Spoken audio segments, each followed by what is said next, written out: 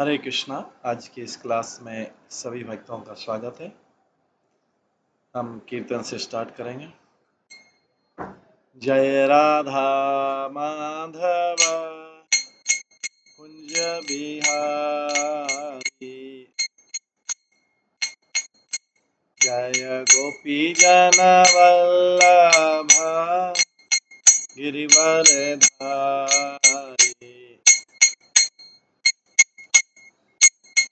यशोदानंदन ब्रज जनरंजन, यमुना तीरावनचारी,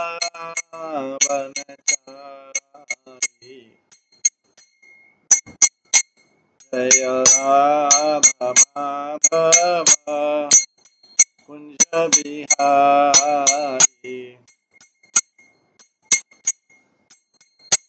हरे कृष्णा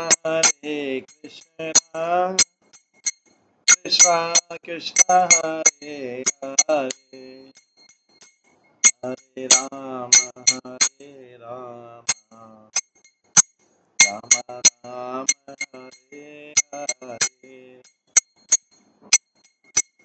हरे कृष्णा कृष्णा कृष्णा हरे हरे, हरे राम राम हरे हरे।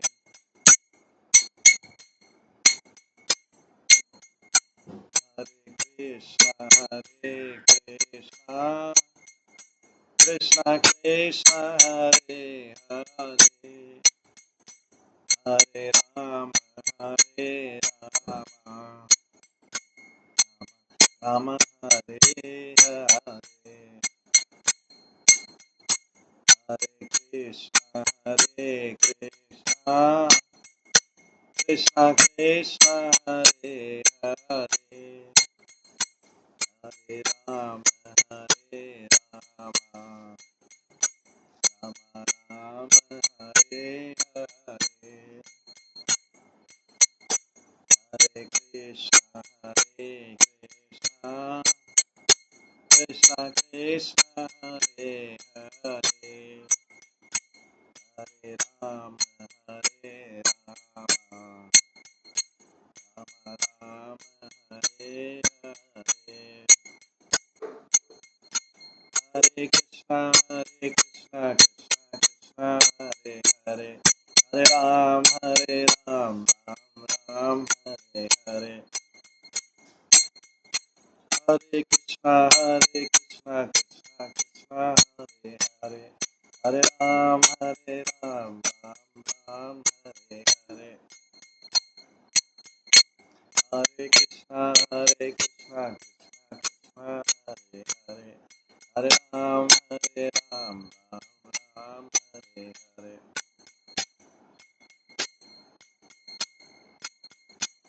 हरे कृष्णा कृष्णा कृष्णा हरे हरे, हरे राम राम राम हरे हरे, जय राधा गोविंद राधा गोविंद राधे, जय राधा माधव राधा माधव राधे, जय गौरानिताय जय गौरानिताय, गौरानिताय जय गौरानिताय,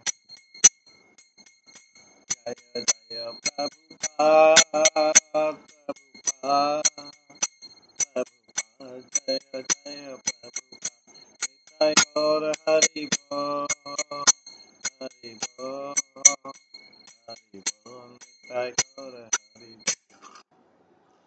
श्री श्री राधा गोविंद जय की जय, श्री जगन्नाथ बलदेव सुभद्रा महारानी की जय, श्री श्री गौर निताय की जय, श्रील प्रभुपाद की जय, सभी भक्त गणों की जय।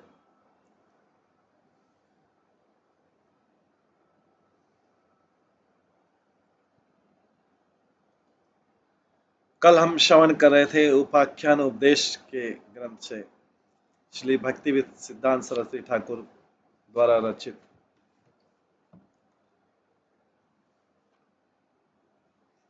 ग्रंथ उपाख्यान उपदेश के ग्रंथ से सुन रहे थे। अलग अलग कथाएं सुन रहे थे जिनसे भक्ति सिद्धांत सरस्वती ठाकुर उपदेश देना चाह रहे हैं। कल हमने श्रवण किया था पेड़ पर नहीं चढ़कर ही फल प्राप्ति। आज उसके आगे हम श्रवण करेंगे कटहल है पेड़ पर और मूछ में तेल लगाना, ये कथा का नाम है। एक जमींदार बाबू के बगीचे में बड़े बड़े कटहल लटकते हुए देखकर गांव के एक बेवकूफ व्यक्ति को उसे खाने का लोभ उत्पन्न हुआ। उसने एक बनिए से तेल मांगकर अपनी मूछों में लगा लिया, क्योंकि उसे पता था कि कटहल खाने से पहले मूछ पर तेल लगाना पड़ता, नहीं तो कटहल की गोंद मूछों में चिपक जाएगी।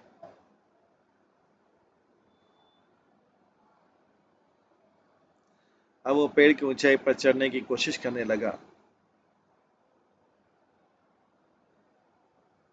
किंतु थोड़ी दूर चढ़ते ही फिसल कर नीचे गिर गया और उसका पूरा शरीर क्षत विक्षत हो गया। इतने में जमींदार बाबू के माली ने आकर उस बेवकूफ को कटहल चोर कहकर पकड़ा दिया। आकर उसका मूछ पर तेल लगाना बेकार होगा और कटहल खाने से वंचित हो गया। श्रील भक्ति सिद्धांत सरस्वती गोस्वामी प्रभुपाद जी इस कहानी के द्वारा ये बता रहे हैं कि अनर्थ युक्त अवस्था में ही सुदुर्लभ कृष्ण प्रेम को पा चुके हैं जो ऐसा सोचते हैं वे बड़े मूर्ख होते हैं। अनर्थ युक्त अवस्था में सुदुर्लभ कृष्ण प्रेम को प्राप्त कर चुके, अभी अनर्थ निवृत्ति नहीं हुई है लेकिन वो सोचते कृष्ण को प्रेम को पा चुके हैं। इनको ही प्राकृत सहजिया कहा जाता है। ये लोग अपने इंद्रियों के गुलाम होकर भी भगवान की अप्राकृत लीलाओं की आलोचना एवं आस्वादन करने की कोशिश करते हैं।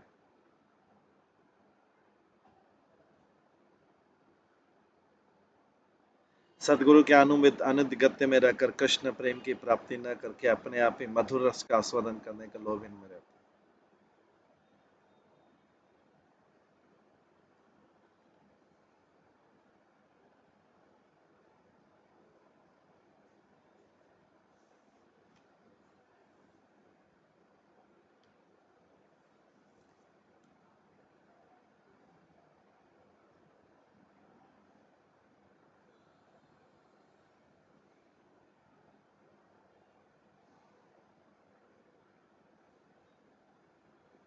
ये लोग अपनी इंद्रियों के गुलाम होकर भी भगवान की अप्राकृतिक लीलाओं की आलोचना एवं आस्वादन करने की कोशिश करते हैं।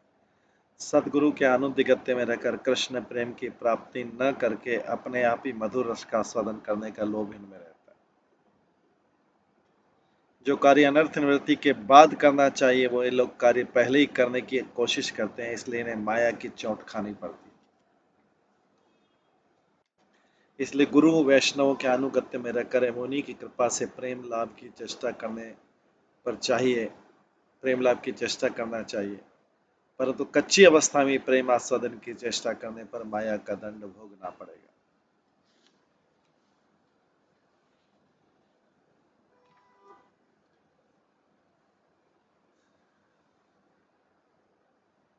आगे समय से पहले पकना, अगर समय से पहले पक जाता है तो स्वादहीन हो जाता है।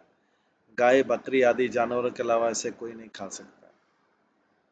ऐसे ही कुछ व्यक्ति प्रेम प्राप्त होने का अभिनय करके अकाल पक्व हो जाते हैं। उनका समय नहीं आया परिपक्व होने का, लेकिन परिपक्व हो जाते हैं। काम क्रोध लोभ आदि षड रिपुओं के रहते वे प्रेम भक्ति की बड़ी बड़ी बातें करते हैं। जिस ग्रंथ को उन्हें पढ़ने का अधिकार नहीं है उसे वो पढ़ने का अभिनय करते हैं, किंतु जो ग्रंथ पढ़ने से, जिस कथा को श्रवण करने से, कीर्तन का या स्मरण करने से उनका मंगल होगा, वे लोग उसे नहीं पढ़ते हैं। वे लोग श्री कृष्ण की माधुरी लीला का श्रवण एवं कीर्तन करने की चेष्टा करते हैं।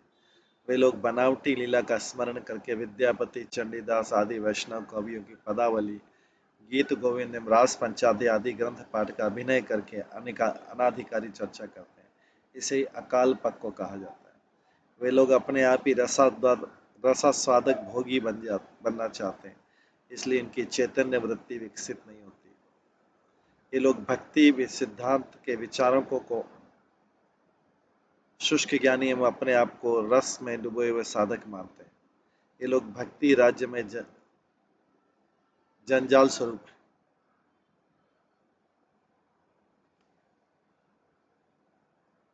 अगली कथा बताते हैं, कुकर्मी की 40 कौड़ी। कर्मी दो प्रकार के थे, सुकर्मी और कुकर्मी। सुकर्मी पुण्य कर्म करने की फल की आकांक्षा करते हैं, कुकर्मी कुकर्म करके क्षणिक लाभवान होना चाहते हैं। कुकर्मी सोचते हैं कि वे प्रचुर संपत्तियों के मालिक हैं, प्रचुर संपत्ति, प्रचुर सम्मान, प्रचुर कामिनी से उनके भंडार भरे हुए। ये सब टूटी फूटी कौड़ी के ढेर के समान, कोई काम के नहीं।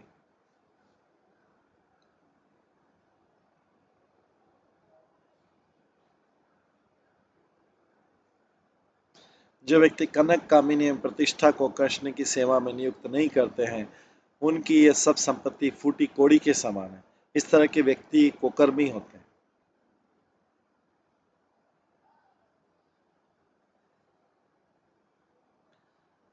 श्री प्रभुपाद जो भक्ति सिद्धांत सरस्वती ठाकुर हैं, वही गीत गाते हैं।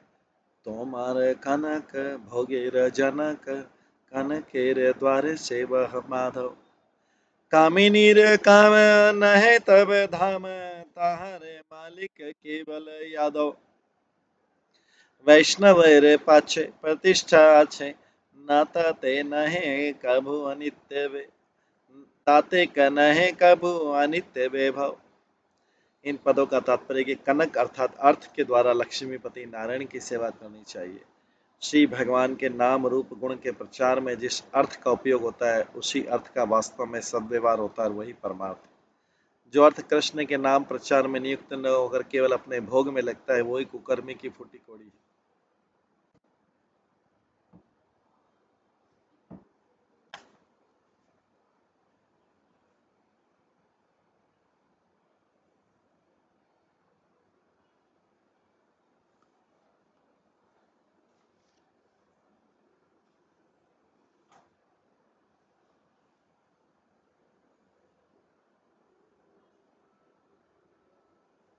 अर्थात उस अर्थ का कोई मूल्य नहीं।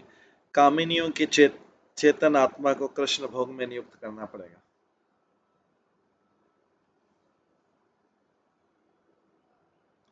कामिनियों की चेतन आत्मा को कृष्ण के भोग में नियुक्त करना पड़ेगा, जो ऐसा न करके सिर्फ कामिनी के स्थूल देहिक रूप पर मुग्ध होकर पतंगा की तरह आत्म विसर्जन करते हैं, वे अत्यंत मूढ़ होते हैं। सम्मान केवल गुरु एवं वैष्णव का ही होना चाहिए। जो अपनी ही पूजा लाभ के लिए लालयित रहते हैं, वे रावण की तरह उच्च सम्मान पाने की आशा में आत्म विनाश ही करते हैं। वैष्णव लोग कुकर्मी की फूटी कोड़ी को भी ग्रहण नहीं करते। सुकर्मी अपने सुकर्म के द्वारा स्वर्ग राज को भोगना चाहते हैं, सत्कर्म करके स्वर्ग में आरोहण करके पुण्य क्षीण होने पर पुनः मृत्यु लोक में गिरते हैं, किंतु उन्हें वैकुंठ में स्थान नहीं मिलता। जिनकी कौड़ी संपत्ति विष्णु एवं वैष्णव की सेवा में नियुक्त होती है, वे ही वैकुंठपति अजित भगवान को जय कर सकते।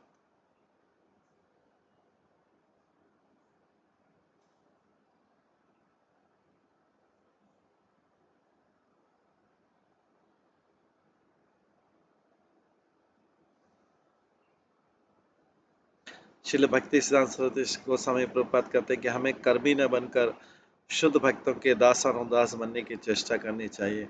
उनके अनुगत्य में रहकर सेवा परायण होने पर ही वे हमें ग्रहण करेंगे।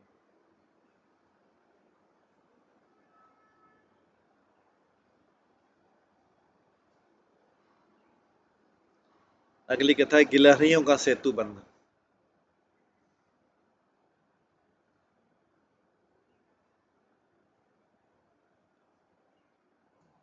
जब श्री रामचंद्र जी सीता के जी के उद्धार के लिए सेतु बंधन कर रहे थे, तब कुछ छोटी छोटी गिलहरियां भी अपनी अपनी शक्ति के अनुसार उनकी सहायता कर रही थी। उनकी ये सेवा अति तुच्छ होने पर भी वो सेवा श्री रामचंद्र जी के अनुकूल एवं संतोषजनक थी।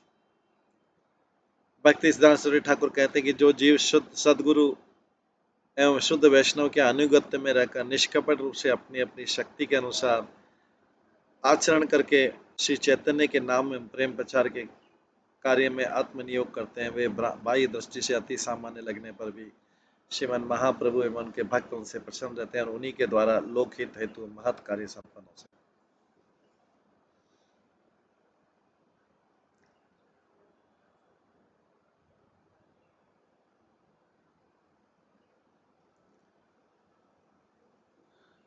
सेतु बंधन से पाषाण दलन एवं शुद्ध भक्ति का उद्धार, यह 2 कार्य संपन्न हुए थे।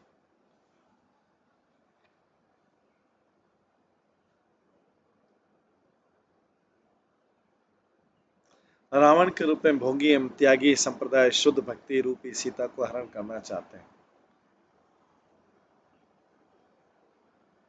वस्तुतः शुद्ध भक्ति को हरण करने की शक्ति किसी में भी नहीं है। पाखंडता का दलन कर शुद्ध भक्ति के यथार्थ स्वरूप को जगत में प्रकाश करना ही श्री राम भक्त का कार्य। श्री हनुमान जी राम भक्तों में अग्रणी हैं। उनके आदर्श पर चलकर शुद्ध गिलहरियों ने भी अपनी अपनी शक्ति के अनुसार निष्कपट रूप से सेतु बंधन के कार्य में सहायता की थी। श्री रामचंद्र जी ने उनसे उस कार्य को स्वीकार कर दिया था। जैसे हनुमान जी राम भक्तों में अग्रणी, वैसे गुरुदेव भी कृष्ण भक्तों में अग्रणी हैं।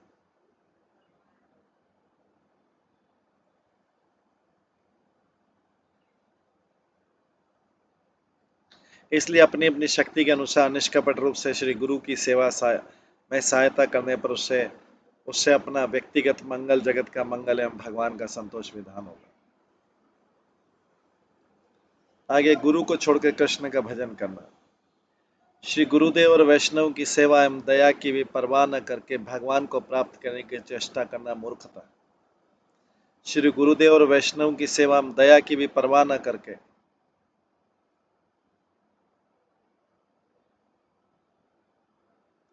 भगवान को प्राप्त करने की चेष्टा करना मूर्खता। श्री गुरुदेव और वैष्णव ही हमें भगवान की कथा श्रवण करा सकते हैं। भगवान क्या है, हम कौन है, हमारा क्या कर्तव्य है, भगवान के साथ हमारा क्या संबंध है, भगवान की सेवा करने का क्या प्रयोजन है, ये सभी बातें श्री गुरुदेव और वैष्णवगण यदि कृपा करके हमें नहीं बताएंगे तो इसको जानने का और कोई उपाय भी नहीं है।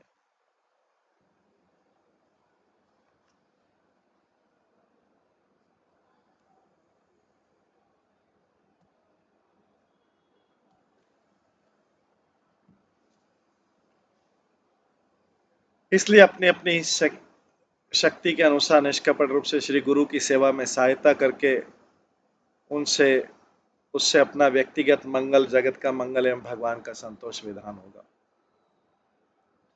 अगली कथा सुनाते हैं भक्ति सांसदा को, गुरु को छोड़कर कृष्ण का भजन करना। श्री गुरुदेव और वैष्णव की सेवा में दया की भी परवाह न करके भगवान को प्राप्त करने की चेष्टा करना मूर्खता है। श्री गुरुदेव और वैष्णव ही हमें भगवान की कथा का श्रवण करा सकते हैं। भगवान क्या है, हम कौन है, हमारा क्या कर्तव्य है, भगवान के साथ हमारा क्या संबंध है, भगवान की सेवा करने का क्या प्रयोजन है, यह सभी बातें श्री गुरुदेव और वैष्णवगण यदि कृपा करके हमें नहीं बताएंगे तो इनको जानने का और कोई भी उपाय नहीं है। जो लोग गुरु वैष्णवों के अनुगत्य का परित्याग कर भगवान का भजन करना चाहते हैं, उनका वो भजन भक्ति सभी काल्पनिक है। वे लोग कभी भी भगवान की असली सेवा प्राप्त नहीं कर सकते। गुरु और वैष्णव के माध्यम से ही भगवान अपने आप को प्रकाशित करते हैं। गुरु वैष्णव को छोड़कर कोई भी भगवान के पास नहीं पहुंच सकता। जैसे किसी सम्राट के पास जाने के लिए उनके ही प्रतिनिधि से अनुमति लेनी पड़ती है, उसी प्रकार भगवान के पास जाने के लिए गुरु वैष्णव की सहायता और उनका अनुगत्य स्वीकार करना पड़ता है। नित्य काल उनके अनुगत्य में रहकर भगवान की सेवा करना ही भक्ति है, और गुरु वैष्णव का अनुगत्य स्वीकार न करके भगवान की सेवा का अभिनय करना ही अभक्ति और या पाखंडता है। भगवान का दर्शन प्राप्त करने पर गुरु वैष्णव के अनुगत्य में रहकर ही भगवान की सेवा करनी चाहिए। गुरु वैष्णव का संग त्याग करने से भक्ति की रक्षा कभी भी नहीं हो सकती।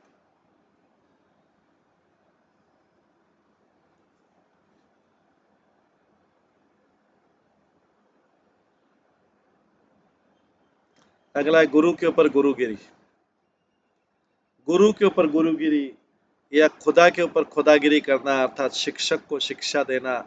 कुछ दाम्भिक प्रकृति लोग ऐसे ही होते हैं जो सर्वदा गुरु वैष्णव की त्रुटि निकालने के लिए तत्पर रहते हैं। वे लोग शिष्य बनने के योग्य हैं ही नहीं, न किसी जन्म में शिष्य बन सकते हैं। यही लोग निर्विशेषवादी कहलाते हैं।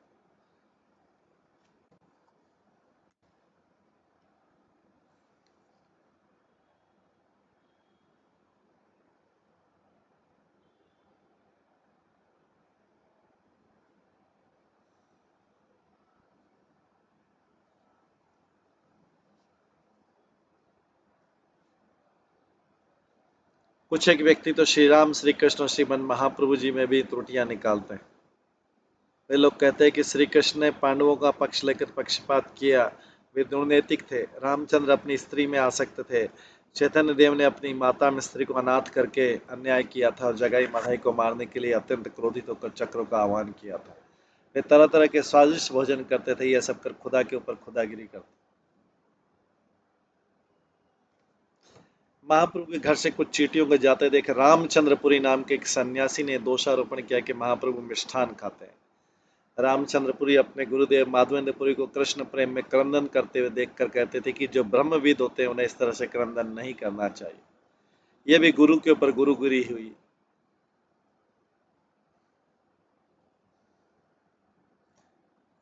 इस जैसी पाषंडता और कुछ भी नहीं है। इन लोगों का कभी मंगल नहीं हो सकता। कोई कोई तो यह सोचते हैं कि वर्तमान में कोई शुद्ध गुरु या वैष्णव है ही नहीं। शुद्ध गुरु तो पहले देखने को मिलते थे, अब तो नहीं है। पर ऐसा नहीं, आज भी शुद्ध गुरु और वैष्णव है। वे लोग सोचते हैं कि गुरु एक ऐसी व्यक्ति है जिनका कभी भी अपनी मर्जी से त्याग किया जा सकता है। ऐसा विचार भी बिल्कुल गलत है। गुरु शब्द का अर्थ है भारी, उनसे ज्यादा वजन किसी में नहीं होता। और शिष्य शब्द का अर्थ है शासन के योग्य, अर्थात जिस पर शासन किया जा सके वही शिष्य। गुरुदेव को शासन या शिक्षा नहीं दी जा सकती। गुरु को कोई त्याग नहीं सकता, लघु का ही त्याग किया जा सकता।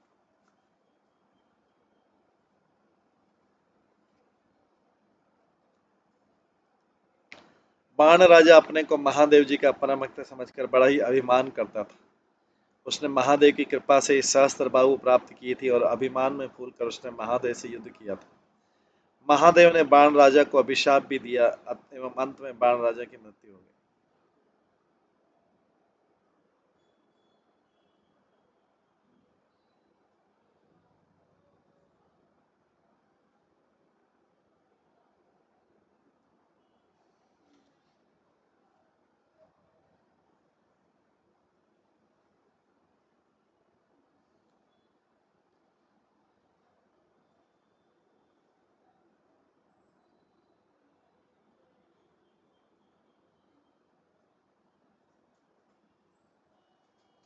बाण राजा अपने आप को महादेव जी का परम भक्त समझकर बड़ा ही अभिमान करता था। उसने महादेव की कृपा से सहस्त्र बाहु प्राप्त की थी और अभिमान में फूलकर उसने महादेव से युद्ध किया था। महादेव ने बाण राजा को अभिशाप भी दिया और अंत में बाण राजा की मृत्यु हो गई। पौंड्रक भी अपने आप को शिव भक्त कहकर अभिमान करता था। उन्होंने शिवजी से बल प्राप्त करके श्री कृष्ण के साथ युद्ध किया और उसका भी विनाश हो गया। बरकासुर भी शिव भक्त कहलाकर अभिमान करता था। बहुत तप करके शिवजी से वर प्राप्त कर शिवजी को ध्वंस करना चाहा किंतु उससे नष्ट हो गया। तो जो गुरु के ऊपर गुरीगिरी करते हैं, गुरुदेव से शक्ति प्राप्त कर गुरुदेव को विनष्ट करने की कोशिश करते हैं, वे लोग स्वयं ही उसी अस्त्र से मारे जाते हैं। इसलिए गुरु के ऊपर गुरुगिरी करने की चेष्टा नहीं करके गुरुदेव की कृपा का अनुसरण करना ही हमारा कर्तव्य है।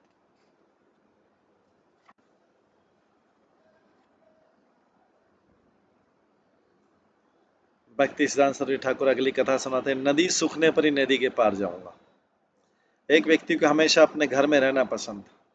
घर पर ही उसे आराम मिलता था, बाहर जाने में उसे कष्ट महसूस होता था। एक बार उसके किसी मित्र ने श्रीधाम मायापुर जाकर जगन्नाथ दास जी महाराज से कथा सुनने और उनके दर्शन के लिए उसको अपने साथ चलने के लिए कहा, मगर वो किसी प्रकार से राजी नहीं हुआ। साधु से मिलने के लिए उसका मन नहीं था, इसलिए मित्र ने श्रीधाम मायापुर के निकट एक मेले में जाकर मस्ती करने के उद्देश्य से उसे चलने को कहा।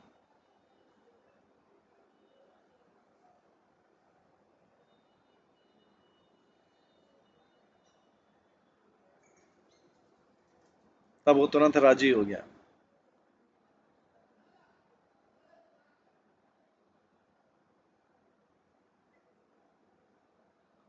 शुभाकांक्षी मित्र ने सोचा कि मस्ती करने के बहाने उसे नदी पार कराकर श्रीधाम मायापुर में ले जाऊंगा और साधु दर्शन करवाकर उसका मंगल करूंगा।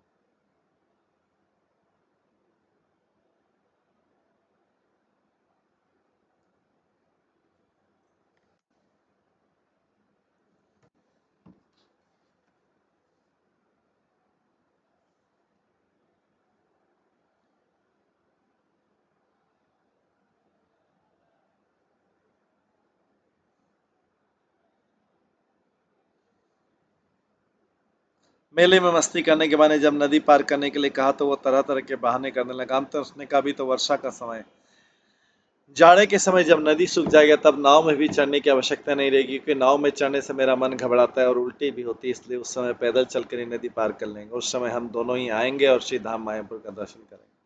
उसकी बातों को सुनकर उसके मित्र ने कहा, न तो कभी नदी कभी सूखेगी, न ही तुम कभी श्री धाम मायापुर जाओगे, ये केवल तुम्हारा बहाना और कपटता मात्र है। इस कहानी के द्वारा श्रील भक्ति सिद्धांत सरस्वती ठाकुर प्रभुपाद ग्रहारमी और अपने आत्म मंगल के विषय में चिंताहीन व्यक्तियों को सतर्क करते।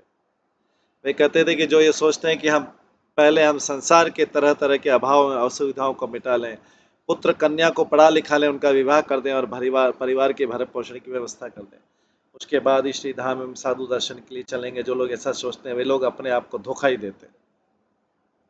ये सांसारिक ज्वाला भी त्रिताप ज्वाला के अंतर्गत ही है, कभी भी मिटती नहीं है। संसार में तरह तरह की असुविधाएं और विघ्न बाधाएं लगी रहती हैं, उनसे छुटकारा नहीं पाया जा सकता।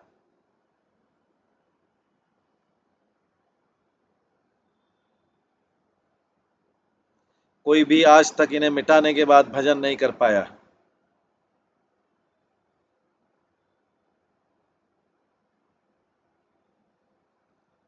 जिनके हृदय में कपटे वे सोचते हैं कि सांसारिक दुख ज्वाला असुविधाएं मिटाने पर ही हरिभजन करेंगे, वे हरिभजन नहीं करने के लिए ही इतने बहाने हैं।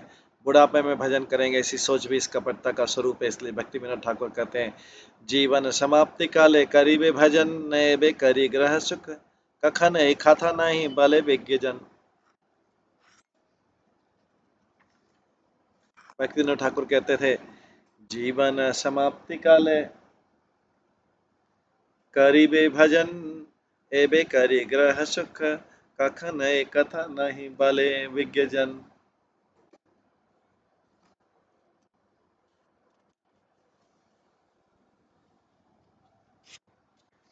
ए देह पतनो मुखे आजीव शतक वर्षे अवश्य मरण निश्चय न था को भाई, या तो शीघ्र पारो भज श्री कृष्ण चरण जीवन रे ठीक नाई। संसार निर्वाह करी जाबो आमी वृंदावन, ऋण रहे शोधी बारे करी थे सहित की आशाए नहीं प्रयोजन। ए मन दुराशा बसे जावे प्राण अवशेषे नहीं बेदीन बंधु चरण सेवन।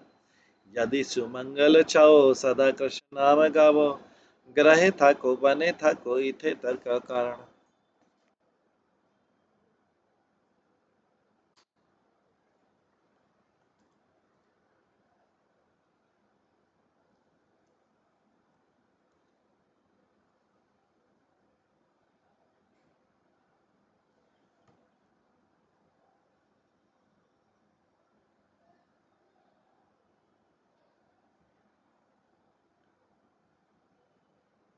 आगे कहते हैं, पानी में उतरे बिना ही तैराकी बनना।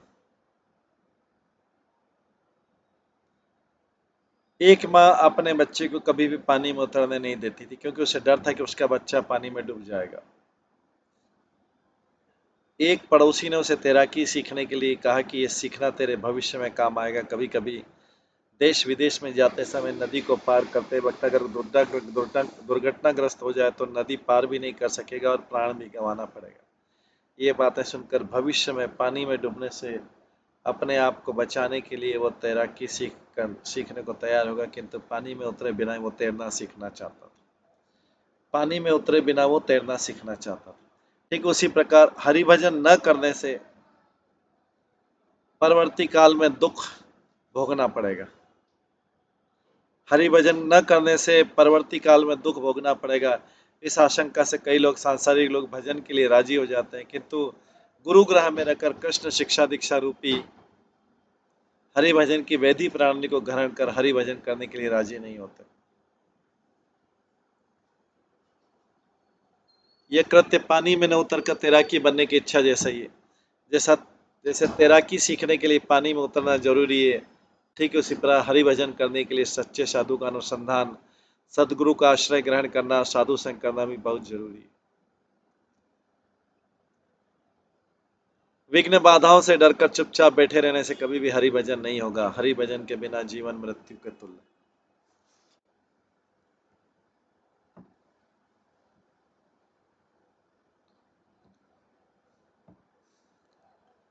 उसके आगे की कथा सुनाते हैं भक्ति सिद्धांत सरस्वती को। दो नाव में पैर रखना। दो नाव में सवार होने पर पानी में गिरने की आशंका बनी रहती है, प्राण हानि भी हो सकती है। इस तरह कुछ लोग सोचते हैं कि संसार में भी रहेंगे और हरि भजन भी करेंगे। उनकी दशा भी दो नाव में सवार नदी पार करने जैसा है। संसार में रहकर कभी भी हरि भजन नहीं हो सकता। संसार को कृष्ण का संसार सोचकर यदि हरि भजन करें तो हरि भजन हो सकता है, किंतु केवल मुंह से कहने से नहीं होगा। कृष्ण के संसार में सभी कर्म कृष्ण की इंद्रिय तृप्ति के लिए होने चाहिए, अपने भोग या तृप्ति के लिए नहीं। केवल बाहर से सन्यासी गृहस्थी वैरागी बनने से हरि भजन नहीं हो। अंदर से हरि की प्रीति के लिए कार्य करना पड़ेगा। गुरु वैष्णव के अनुगत्य में रहकर प्रत्येक अवस्था में समस्त इंद्रियों के द्वारा कृष्ण की तृप्ति के लिए प्रयास करने। शुद्ध भक्तों का प्रत्येक कार्य हरि सेवा के निमित्त होता है, यहाँ तक कि उनका मलमूत्र त्याग भी श्री हरि की सेवा के अनुकूल होता है। उनका भोजन, शयन, भ्रमण, अर्थोपार्जन आदि सभी कार्य का मूल उद्देश्य एकमात्र हरि सेवा ही। हरि भजन या हरि सेवा के नाम पर यदि कोई कपट करता है तो यथार्थ साधु और वैष्णव उस कपटता को पकड़ लेते हैं। इसलिए हमें दूसरों की आंखों में धूल झोंककर आत्मवंचना करके दो नाव में सवार नहीं होना चाहिए। एकमात्र साधु गुरु रूपी कर्णधार की नाव में सवार होकर इस दुस्सर भाव सागर से उत्तीर्ण होने की चेष्टा करना ही बुद्धिमान व्यक्ति का कार्य।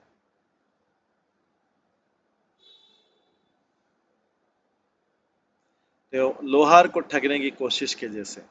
एक व्यवसायी अपने आप को अधिक चतुर और बुद्धिमान समझता था, दूसरे को धोखा देना उसकी आदत थी।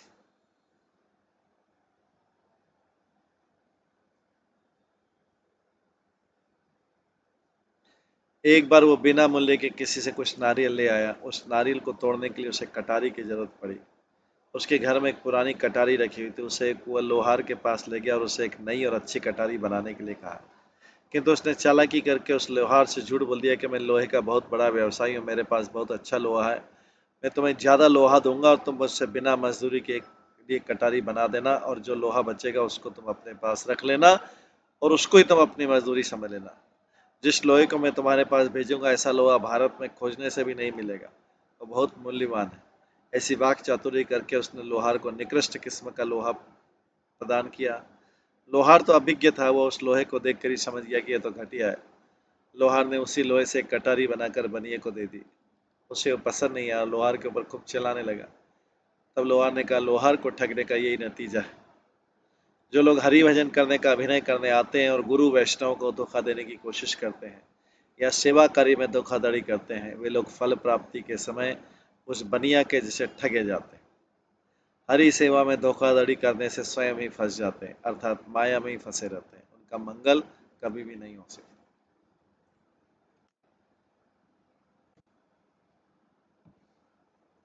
कोई अन्य अभिलाषी समझते हैं कि जिन्होंने हरि भजन के लिए अपना सर्वस्व समर्पण कर दिया वे लोग ठगे गए हैं, और जो भोग और भक्ति का अभिनय करके दोनों में तालमेल बनाकर रखते हैं वे ही जीत गए।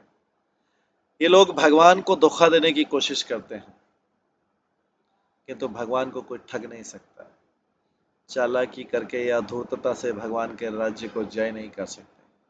जो भगवान के चरणों में निष्कपट रूप से शरणागत हैं वे ही मंगल लाभ कर सकते।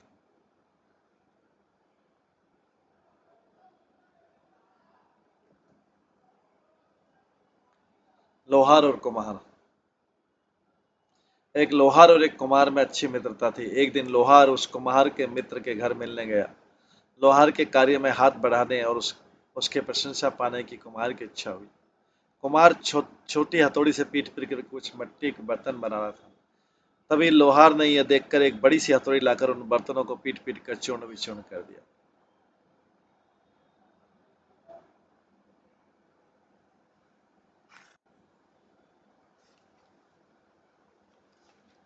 लोहार जैसे हथौड़ी से पीट पीट कर लोहे का सामान तैयार करता था, मगर कुम्हार मिट्टी के बर्तनों को इस प्रकार से नहीं बनाता था। दोनों का सामान बनाने का तरीका बिल्कुल अलग है। इसलिए भक्ति सिद्धांत सरस्वती गोस्वामी प्रभुपाद ये बताते हैं कि जैसे लोहार और कुम्हार दोनों के कार्य कौशल एक जैसे नहीं है, वैसे कर्मी एवं भक्तजन के कार्यकलाप भी एक जैसे नहीं है। बाहर से दोनों के कार्य दिखने में एक जैसे लगते हैं, मगर दोनों के कार्य बिल्कुल अलग हैं। कर्मी का कार्य आत्म तृप्ति के लिए होता है, शुद्ध भक्ति का कार्य हरि इंद्रिय गुरु वैष्णव की इंद्रिय तृप्ति के लिए होता है।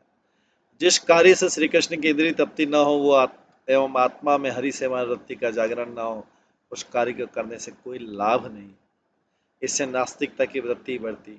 श्री भगवान के पाद पद्म में रति या प्रीति का उदय नहीं होता। भक्त की विग्रह श्री विग्रह सेवा एवं पंचोपासक की कल्पित देवी देवताओं की सेवा बाहर से देखने में एक जैसी होने पर भी एक तो भक्ति और सेवा वृत्ति को प्रकट करती है और दूसरी उसे चूर चूर करने की कोशिश करती है। निर्विशेषवादी या पंचोपासक गण अपनी साधन प्रणाली से किसी भक्त की सहायता करना चाहते हैं तो उससे भक्त को कोई लाभ नहीं होगा अपितु नुकसान ही।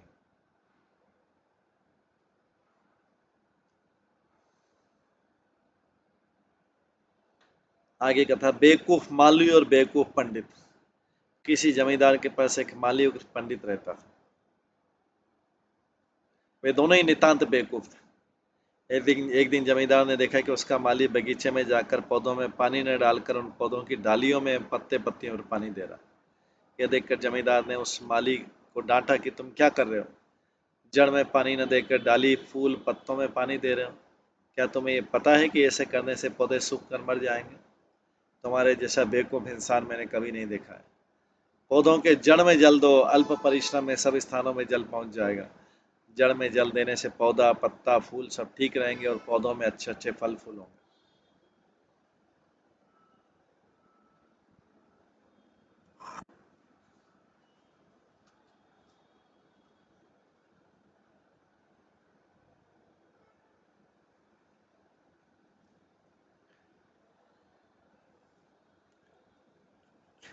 जमींदार बाबू जब उस बेवकूफ मालिक को शिक्षा देकर अपने घर आए,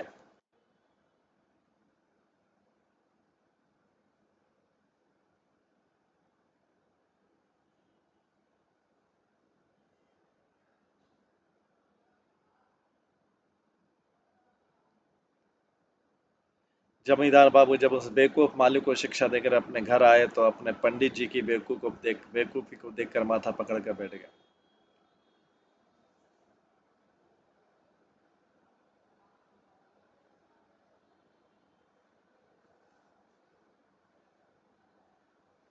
जमींदार बाबू जब उस बेवकूफ मालिक को शिक्षा देकर अपने घर में आए,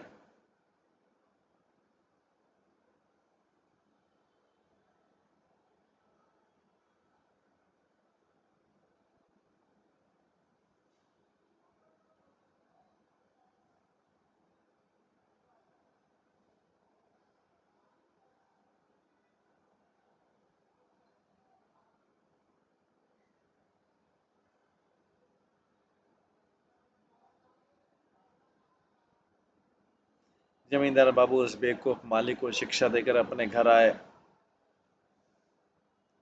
तो अपने पंडित जी की बेवकूफी को देखकर माथा पकड़ कर बैठ गए।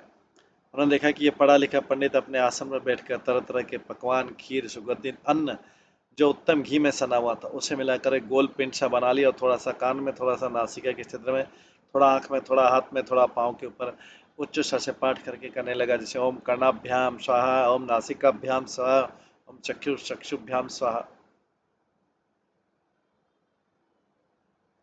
पंडित माया ने सोचा कि हमारी सारी इंद्रियां हर समय काम करती, जब हमें जिस इंद्रिय से काम कराने की इच्छा होती है तब हम उन इंद्रियों से काम करवाते हैं, इसलिए सिर्फ उदर में अन्न डालकर सारी इंद्रियों को पृथक रूप से अन्न डालना चाहिए। केवल उदर में या मुंह में तो मूर्ख लोग अन्न डालते हैं। मैं तो पंडित हूँ, मैं मूर्खों जैसा काम नहीं करूँगा।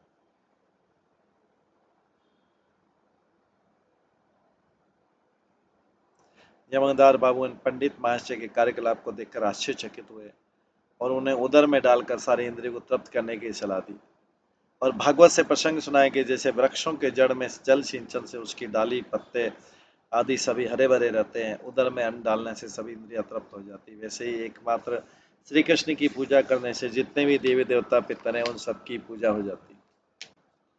सभी देवताओं के प्राण विष्णु हैं। विष्णु को छोड़कर किसी भी देवता की प्राण प्रतिष्ठा नहीं होती। देवताओं की अपनी कोई शक्ति नहीं होती, विष्णु की शक्ति से उनको शक्ति मिलती है। विष्णु ही पूर्ण शक्तिमान स्वयं भगवान है। जैसे वृक्ष की जड़ में जल देने से सभी डाली पत्ते फल फूल हरे भरे रहते हैं, वैसे विष्णु की सेवा करने से अलग से 33 करोड़ देवी देवताओं की पूजा करने की आवश्यकता नहीं होती। उन्हें अलग से पूजने पर कभी मंगल नहीं होता, एकमात्र विष्णु की पूजा करने पर ही मंगल लाभ होता है। विष्णु ही एकमात्र भोक्ता हैं, उन्हें ही सब कुछ अर्पण करना चाहिए। जो इस बात को नहीं समझते वे लोग अत्यंत परिश्रम, अनेक साधन एवं वेद वेदांत का पाठ करने पर भी, बहुत से शास्त्रों में पारंगत होने पर भी बेवकूफी हैं, अर्थात वंचित ही रहते। इसलिए मूल वस्तु श्री कृष्ण की सेवा करना ही कर्तव्य है और विष्णु के अधीन रहकर उनके दास समझकर अन्य अन्य देवी देवताओं का सम्मान करना चाहिए।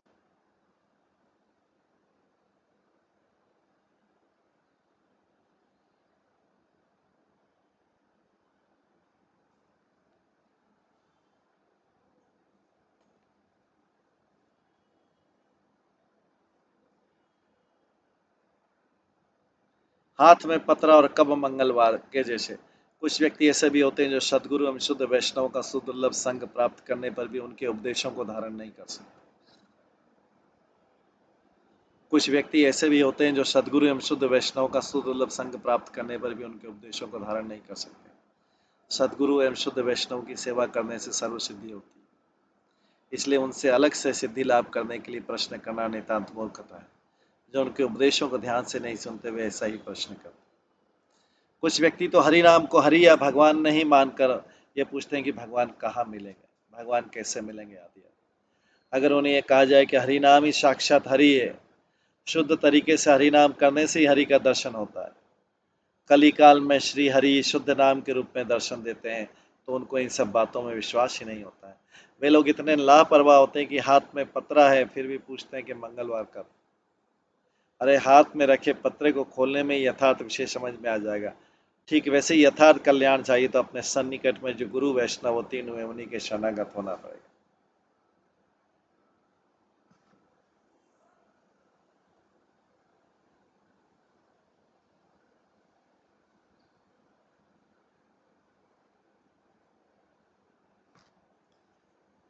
कृष्ण नाम से सारे पापों का नाश होता है।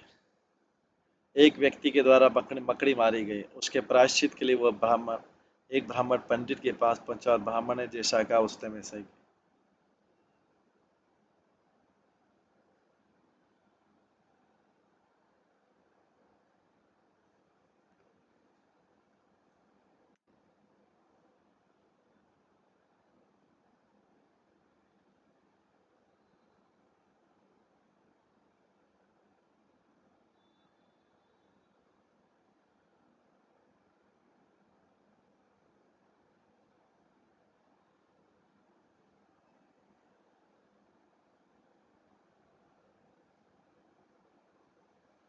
कृष्ण नाम से ही सारे पापों का नाश होता है। एक व्यक्ति के द्वारा मकड़ी मारी गई, उसके प्रायश्चित के लिए वह एक ब्राह्मण पंडित के पास पहुंचा और ब्राह्मण ने जैसा कहा उसने वैसा ही किया। कुछ दिनों बाद उस व्यक्ति ने उस पंडित जी के बेटे को एक मकड़ी मारते हुए देखा, तो तुरंत जाकर पंडित जी को ये सूचना दी। तो पंडित जी ने किया तो क्या हुआ, मकड़ी मारने से वस्त्र मिल मकड़ी मारने से वस्त्र मिलता है, अर्थात अपने लिए कोई प्रायश्चित कठोर नियम नहीं है, सारे नियम केवल दूसरों के लिए।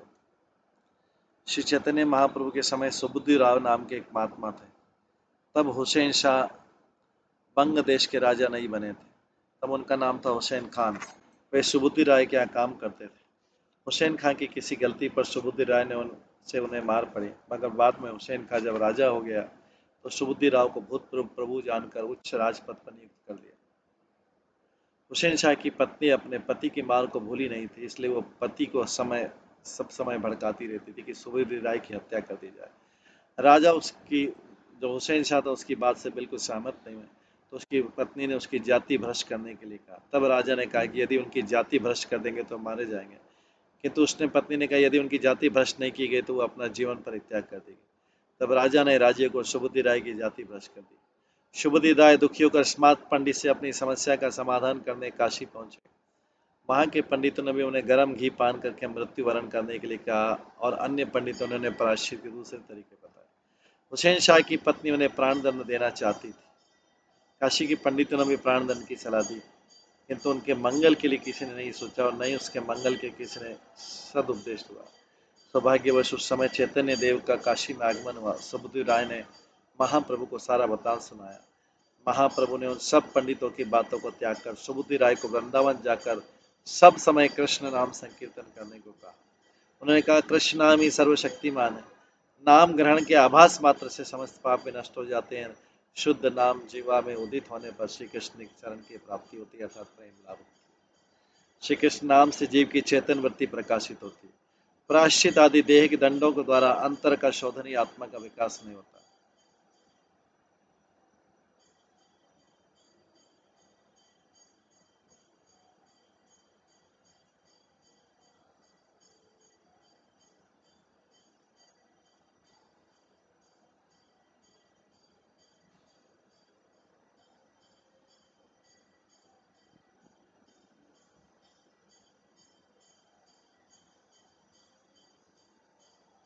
श्री कृष्ण नाम से जीव की चेतनवती प्रकाशित होती है। प्रायश्चित आदि देह के दंडों के द्वारा अंतर का शोधन ही आत्मा का विकास नहीं होता है।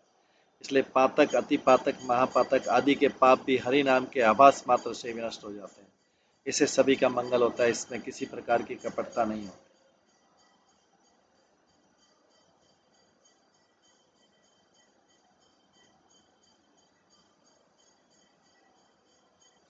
आगे काजी से हिंदू पर्व के संबंध में पूछना।